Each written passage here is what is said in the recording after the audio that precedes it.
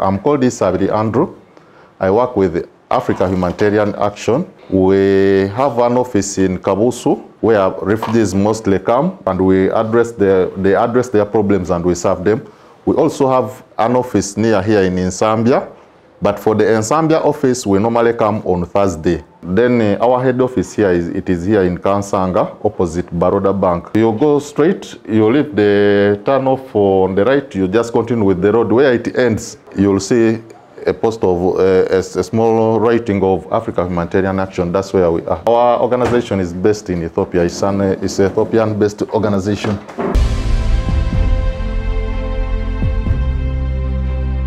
I'm by the names of Rachel, Rebecca, Nanyolo. I work as a public health officer, but I'm also a qualified nurse. I work with Africa Humanitarian Action, where Andrea has been telling us about. But I also work with the other partner, KAFOMI. KAFOMI stands for Care and Assistance for Forced Migrants. In KAFOMI, we majorly do child protection, and then SGBV, that is sexual gender-based violence. We also support IDPs, internally displaced persons. But for me as Rachel, being a health expert, I work under the Urban Health Project, which we implement together with Africa Humanitarian Action. It's a training agreement that we entered into. My name is Chidabida Harriet and I work with AHA. My name is Nixon Mutasa. I also work with AHA. Specifically mental health.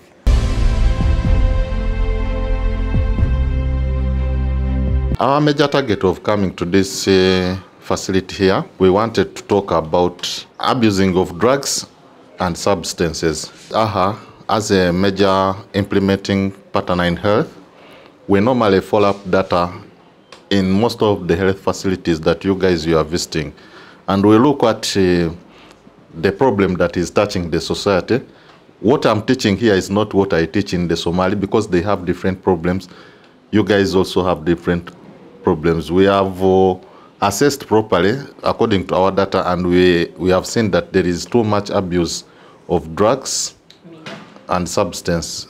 Drugs like mira, marijuana. This thing has become a big problem in your community. And it has resulted into people getting challenges like mental health challenges, others even families separating. Not only that, but even leading to death. So we are going to discuss that. What do you think are the challenges that are the causes that are making either the youths, the older people, or even other mature people in the community? What is bringing that in the community such that we can arrest it from the source, such that we can be able to protect your lives and protect also the community as Eritreans and Ethiopian community? After this discussion, the dialogue that we are going to have, we shall have an idea of what exactly is causing the drug and substance abuse within the Ethiopian and Eritrean communities, majorly. And then we intend to follow up with sensitizations in the different communities. But like we may or may not know, Eritreans and Ethiopians, it's not easy to mobilize you people. I don't know if I'm correct. But if you may agree with me, it is quite hard. We have been reliably informed by some of your community leaders that for us to get a good crowd of Ethiopians and Eritreans, we need to work with religious leaders. And from this congregation, I've realized that we have quite a number of religious leaders, the Orthodox, the Catholics. Yes. So I wish we are going to put down some of your contacts. So after this, we shall be able to contact you much later to talk to the bigger community. Here we are going to discuss. We have the expert in the house, Nixon. He's an expert in mental health. He will fill in all the gaps that we shall have. But then we would want to come and meet the bigger community, because I know you people are representing. Behind you, there are so many people that you do represent. Yes, so in case we give you a call later on after today, please work with us. I understand you're a very busy population, and we hope that we shall use this opportunity you've given us so that we are able to come up with some of the solutions that would be a cause of some of the problems. However, allow me, Mr. Chair, say something about AHA and what we do, because it's one of the things that one of the participants asked. So basically, AHA is an organization that has the mandate to improve access to health care for the urban refugees. So urban refugees are refugees that are living in Kampala.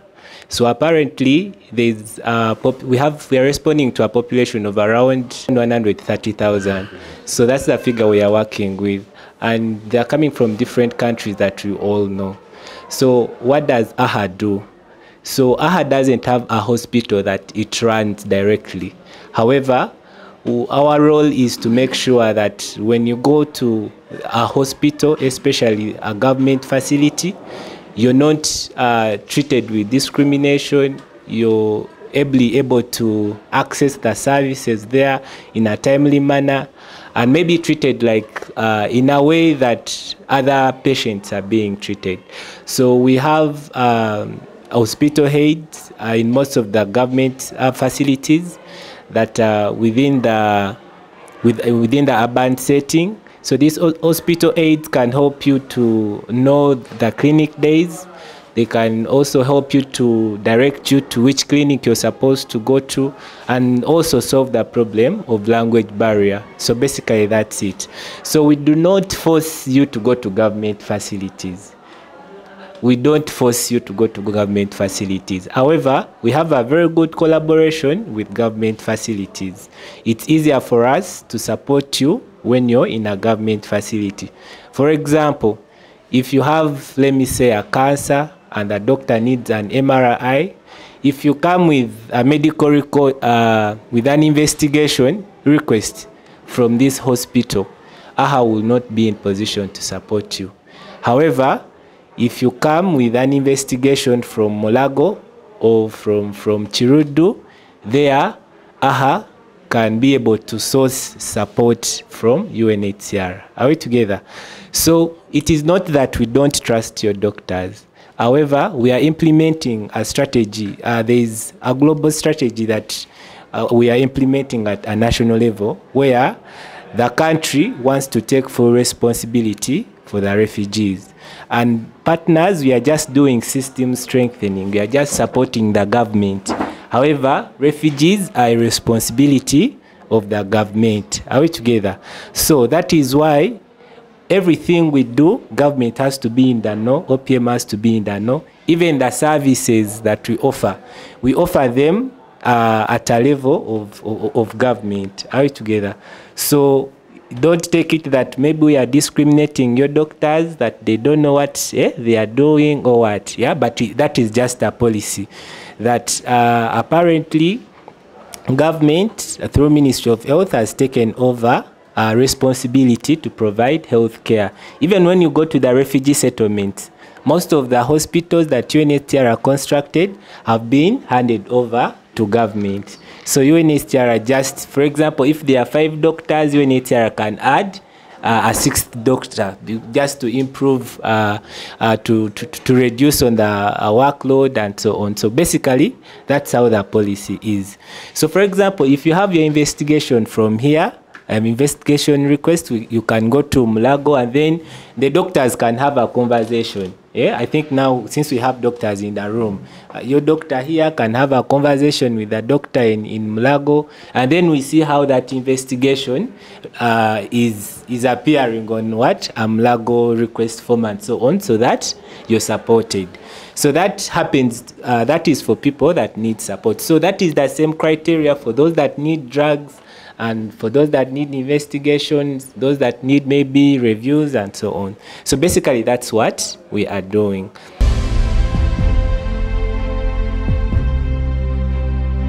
We are seeing a lot of babies that are having neurocongenital disabilities. And we think that this is secondary to poor attendance of the antenatal care. So as a private entity that is providing reproductive health services, we call upon you colleagues to ensure that your clients attend ANC. We are seeing a lot of children. Last time sister came along with a child that had CP. It was our facility. And we think that it could be because maybe this child was, born from home and so on. We understand there are very many causes that can link to that. So I think that those are some of the things I wanted to talk about first before I talk about mental health. For mental health, I understand that sister could also know that among refugees, we are vulnerable to developing mental health challenges. And this is because of the various pressures that we face, right away from language barrier, discrimination, no source of income, a complete change in your life, from a professor to not being employed. So such an abrupt change in your life can have an effect on your mind. And this, we tell you that we are not discriminating you, or we are not saying that it's a crime or that you're weak. However, we are here to support you. So in case you're having issues to do with low mood, you find yourself, you're extremely sad, sometimes you get extremely angry, sometimes you lack sleep, sometimes you're forced to use certain substances, maybe to get sleep, maybe to forget your worries. And if you find that the substance you take are affecting your way of life, that is when we call it a problem. However, when do you know that your behavior has become a problem? So a behavior becomes a problem when it's affecting your way of life, your productivity, your relationships.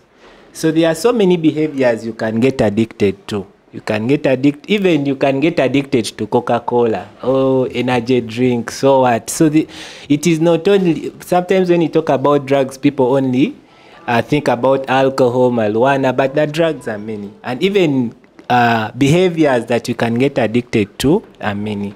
So for me, bottom line is we use these behaviors to cover up the bad feelings we are having. So we are here to tell you that if you're having those bad feelings, please let us know. Come out for support. We don't want to have suicide rates. Yesterday we had a mission that was saying that there are a lot of suicides happening in the refugee settlements. And we thank God that we've not had any in Kampala. So we want to applaud your resilience, because you people are not getting free food, you don't get free shelter, we understand the different pressures you're going through, so we applaud your resilience, and we don't take it for granted.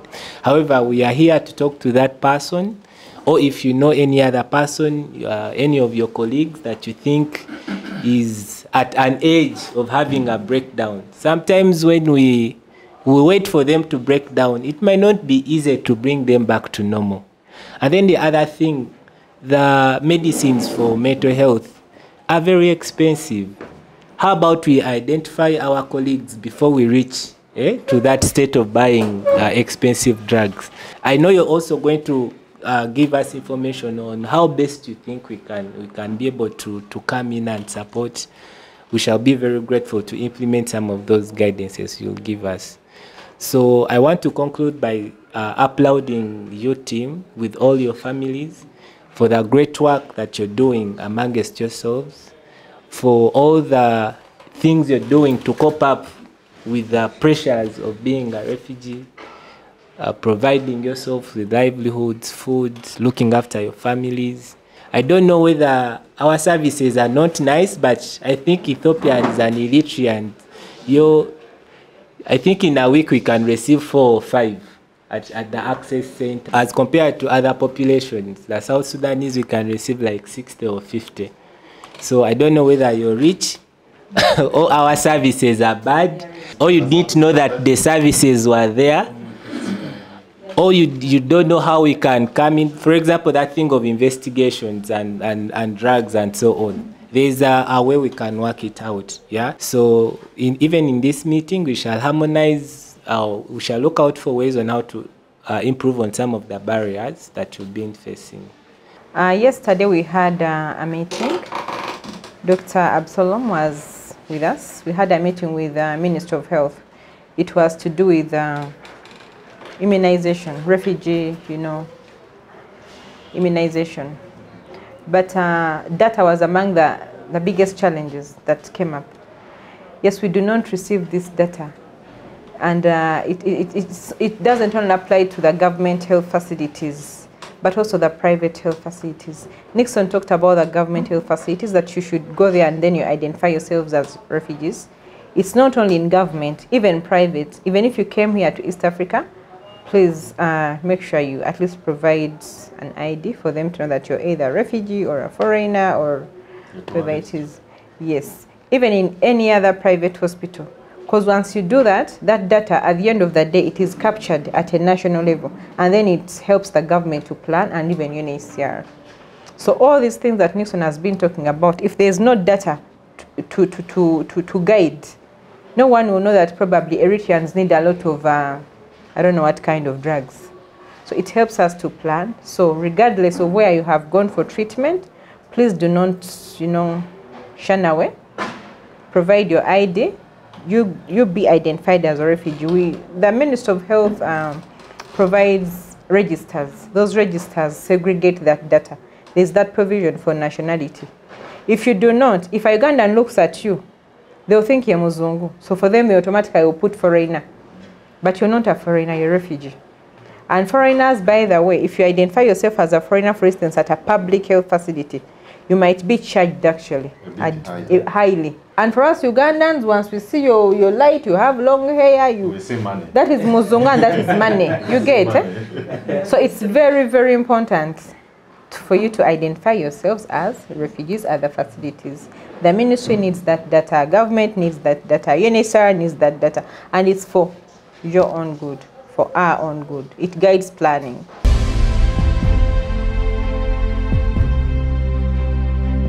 We have a lot of cases of drug abuse and substance use in the communities, particularly in Eritreans and Ethiopians.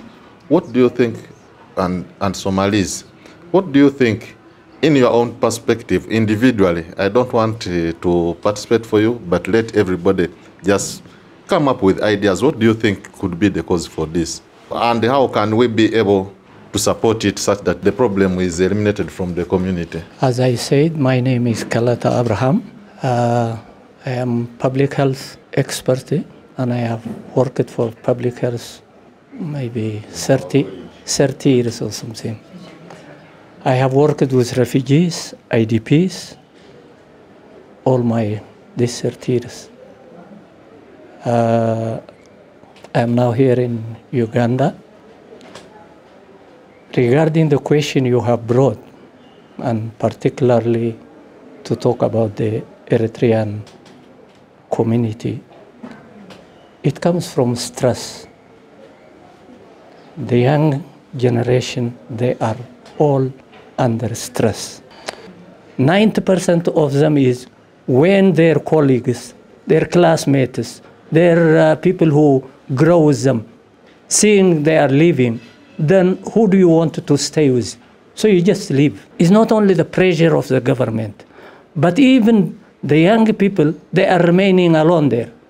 When they come here, they need to pay for their accommodation. They need house rent. They need to eat. If they can't get anything, what would these young people do? They fall under stress. Mr. Eman Hagos, the chairperson of Art Association of Eritrean Refugee in Uganda. Okay, as Mr. Kalata said, the problem is created because of stress. Yeah, we agree with that. But we don't know the solution. So we want the solution. Because I'm not so sure, maybe if I have met you, there was a certain workshop in Bugolobi which is organized by the NRC organization for people with disabilities. So at that time, before, like, we used to participate in representing the Eritrean communities. But like from that day, we have observed that this thing needs to go to some people, which is influential. That's where we have informed that lady that those kind of things need to be informed to those religious leaders, because our people, they are more open to our religious leaders. And at that workshop, I have seen that the KCC have some school service for people with disabilities and other those informations. So I would like to inform you guys if we can arrange this kind of meeting with the NRC, again, so that you can share it with those religious leaders that we have, the same thing that you are doing now. Okay. Another thing I want to say is that, like, yeah, many of our people, they know about the AHA, like, including me, I know about the AHA organization. But when you send people, when you inform those kind of informations to our people, you send them to do, okay, like this person needs an MRI. But when you send them, first thing, they don't get like a welcoming face. Another thing, they tell them to come again and again. So those people have some financial problems, yet they have to come back again and again. Even that transportation costs money.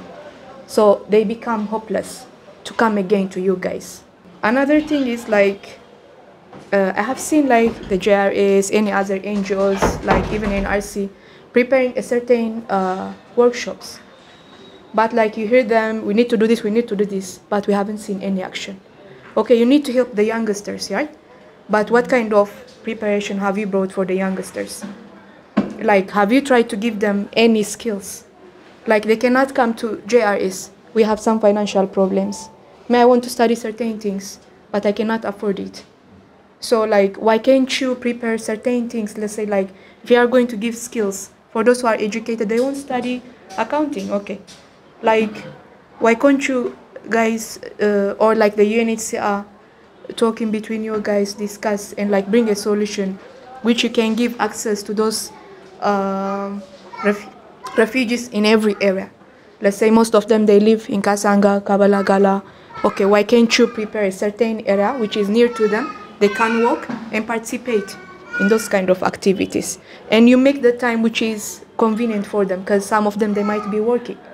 They cannot join the opportunities that you gave them because they might be working the whole day. Why can't you give like part-time or opportunities like after 7 p.m. until 9 p.m.? A third thing is like Eritreans don't get any access to be resettled to a third country, because me, I work as an interpreter with our AC Africa and with the CIS, US Immigration Office.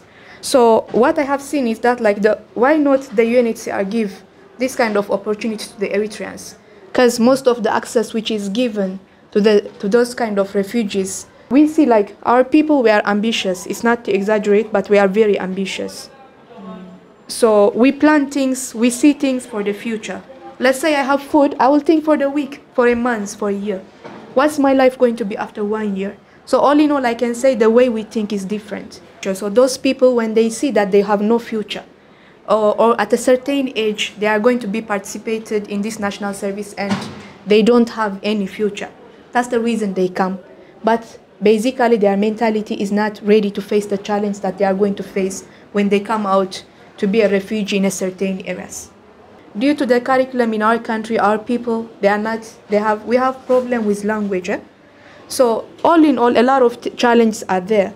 But we see many NGOs, including AHA, providing a lot of things. But till now, if I'm going to give a personal reasoning, like I'm going to say that we have heard a lot of things, but we haven't got a solution. The good thing is like we support each other, we emphasize with each other. So that's how we are able to keep going on till now. I do go to different NGOs offices. Before I have started my work, I had the conduct all the NGOs offices. I was so happy they were welcoming me, all that. Then I was so happy with the job I had. When I was receiving those welcoming, I was so happy at the beginning. But when then I went to practical, I got discouraged. And I said it was even better not to know them. This is what I felt it. So the first thing, I saw is there is no any Ethiopians. Maybe there is one Ethiopians now from last year in your office here in RC here in Zambia. There is an Ethiopian lady who translates. At least when I saw that, it was a bit of hope for me. In her, it's a big office, there is no translator. Yeah, that is zero now. You don't expect anything if there is no translator. There is nobody who links the community. How are you? You cannot dream. You don't have any translator of our language, Tigrinya translator. There is nobody who links the community between you and the community. So for me, I went several times to AHA just to help the people, the suffering people, to translate them, to help them how to go about. They go there, so what do? If they don't know the language, if nobody welcomes them, they just go discouraged, more discouraged. So today is actually it is really a blessing for us. My name is Mona. Mona. Yes. I have been to your facility various times, and I've been taking people to the facilities you have with rare cases which they need medical attendance. Some of them even lost their lives, you know. And what I found in your facilities, what you are saying is true. You have policy, you have, you know, ways to handle. But what we find in your facilities as Eritrean people is different.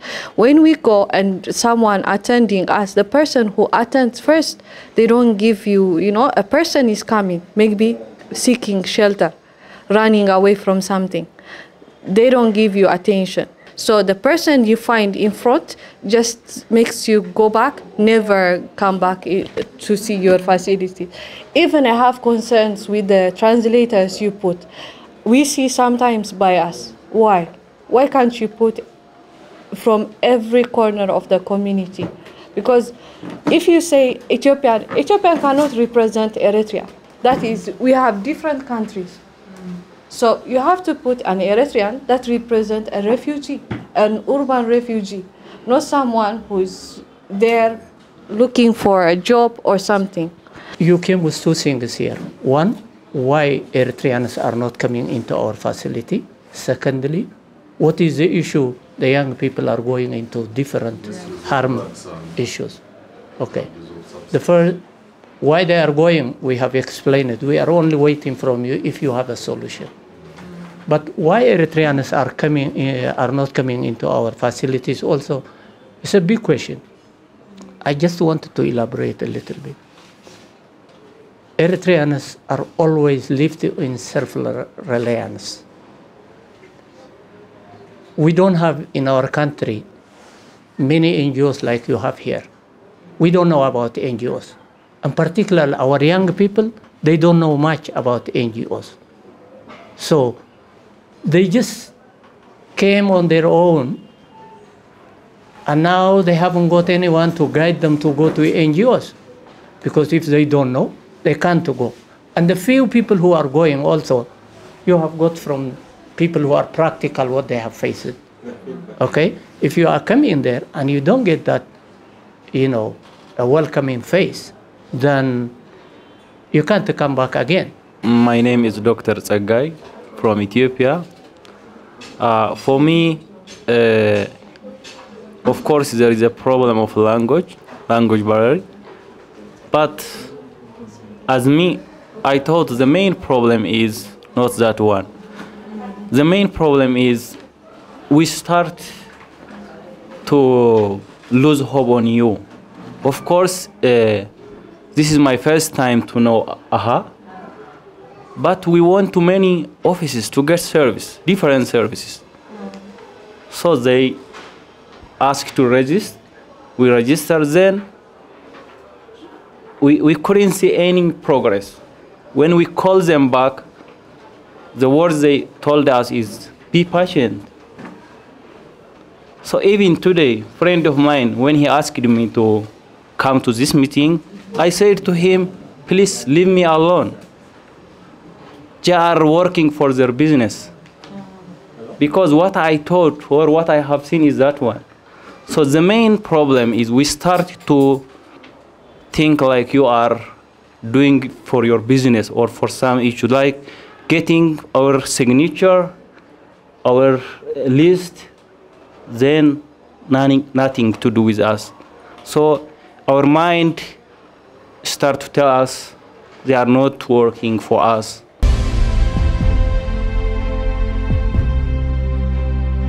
I would say globally, the lasting solutions for a refugee are very small. There is resettlement to a third country. There is repatriation at will when the country situation improves. And then there is reintegration. And I know this is not news, and all of us know it.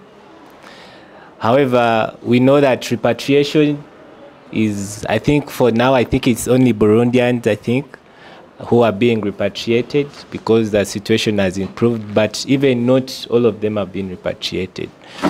And then it leaves us with the other two options, reintegration, and we also know the dynamics that exists in reintegration, where you have to reintegrate in the country you're in. Yeah, it is not something also that comes on the silver plate. And then one other door that remains very open is resettlement to a third country. And this is an opportunity that 1 million and over refugees are looking at. However, it's an opportunity that, for example, in every PPA that you sign in UNHCR, I think for this year on medical, people that can be resettled on medical are like 3 or 4, not over that. And for other things to do with protection risks and so on, even that the slots are really very small. And I don't think, like, we don't have the mandate to increase the slots. Like, those are things that are determined at very high levels that we don't have influence on. So as AHA, what we have influence on is resettlement on medical grounds. However, even that, our influence is very small. What we do is to make your way, yeah, to achieve that, to walk the journey with you, but we don't determine who is going, which condition is going, and so on. The slots are not given depending on, currently FCA is having a project on complementary pathways.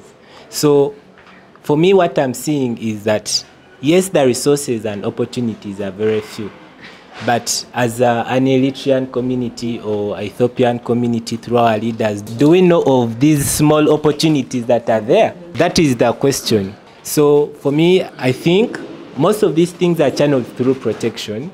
So I think we have to have another meeting or a feedback session or a dialogue of this kind with different partners that is joined with different partners so that they are able to brief us of the projects they are doing, the small opportunities they have that they are doing, so that sometimes you never know, some of us can benefit from them.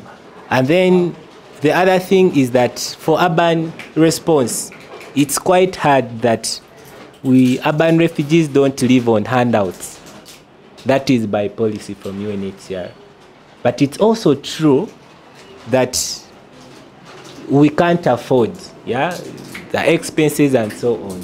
And it's also true that our way of life cannot really go on well if at all we went to the settlements. For example, if at all you brought an American and you took him to Bidi, I think you will be doing not good to that person. So it is not forced that you're supposed to be in settlements. So for me, bottom line is, let us make, as an action point, I think we need another meeting of this kind to map out the different small opportunities that are there. The truth is that as AHA, we have been implementing urban health for this is our 4th year, right, in Kampala? Yeah, and we have tried to bring the Eritrean and the Ethiopian communities on board, so much by the way, but it's kind of hard. Initially, We had the late Mzee Mukhtar, the Ethiopian. Remember him? Yeah, he was Mzee Mukhtar. He was very, very, very helpful. He helped us at least try to penetrate the Ethiopian community during his time. But since we also came to Aban, we have been working with the Eritrean leader, Sirak. But to pass on each and every information, every opportunity that we get for a refugee, we normally keep him posted. But it looks like he's either too busy or he's quite unavailable for us. But from this group here, I realized that you're the people who are on ground. You are the people who can be provided to all the information and you give the feedback. So for me, I would actually suggest through your chair, if it is okay with our team, that we form some sort of a WhatsApp group from this team here, because every one of you I know represents a bigger group behind you. So this information can easily be disseminated back to the community. Because I've just realized that the biggest problem, even if we have the small opportunities for all the refugees, you do not have the information. You lack the information. That information flow has been lacking. We have been working with one central person who doesn't get to all these places. Actually, there is this lead of yours, Benjamin.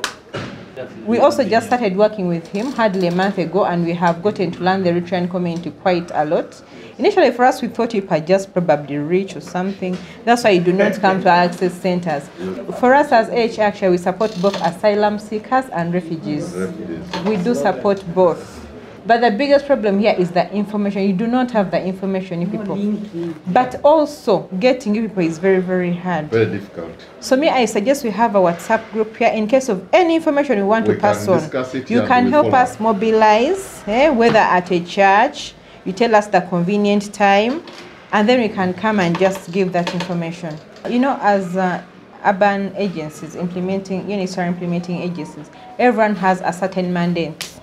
We are supposed to do a certain type of service. Not like for interpreters, translators.